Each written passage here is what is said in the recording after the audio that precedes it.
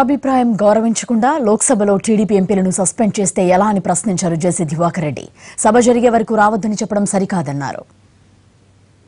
ప్రజాస్వామ్యంలో సభలకు కార్యకలాపాలకు అడ్డుపడటం తగదు.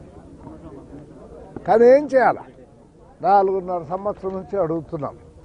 దున్నపోతు మీద వర్షం పడినట్టుగా నరేంద్ర మోడీ గారు ఏమాత్రం కూడా స్పందించడం లేదు. ఇది అవును కాదు, లేకపోతే ఇవాళ చేస్తాం రేపు చేస్తాం, ఆర్థిక పరిస్థితి బాగాలేదు, మరోటో చెప్పి కొంతవరకు సాటిస్ఫై చేయాల్సినటువంటి బాధ్యత ప్రధానమంత్రి గారి పైన ఉంది. దానికి ఆయన స్పందించడంలా లాస్ట్ రిసార్ట్. మాకు తెలుసు, మేమందరం 40 సంవత్సరాలుగా ప్రజా జీవితంలో పార్లమెంటరీ అసెంబ్లీ జీవితంలో గడిపినటువంటి వాళ్ళ మేము మాకన్నీ తెలిసినా నిన్న విధి లేక పోడియం దగ్గర పోవాల్సి వచ్చింది. సస్పెండ్ చేస్తే అయిపోయిందా? నీ బిల్లులు మాత్రం నువ్వు చేసుకోవడానికి పార్లమెంట్ నడుపుతున్నావు తప్ప ప్రజల అభిప్రాయాన్ని విని దానికి అనుగుణంగా దాని ప్రాబ్లమ్స్ సాల్వ్ చేయాలనేటువంటి ఆలోచన ఎక్కడ కూడా ఈ గవర్నమెంట్కు లేదు, నరేంద్ర మోడీ గారికి లేదు.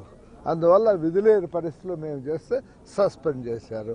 లేదు, సస్పెండ్ చేయటం కూడా ఒక రకంగా పద్ధతి, ఒక రకమైన పద్ధతి. కానీ ఏంది సభ జరిగినంత కాలం రాకూడదంటే ఎందుకు పర్మనెంట్గా తీసేస్తే పిడబల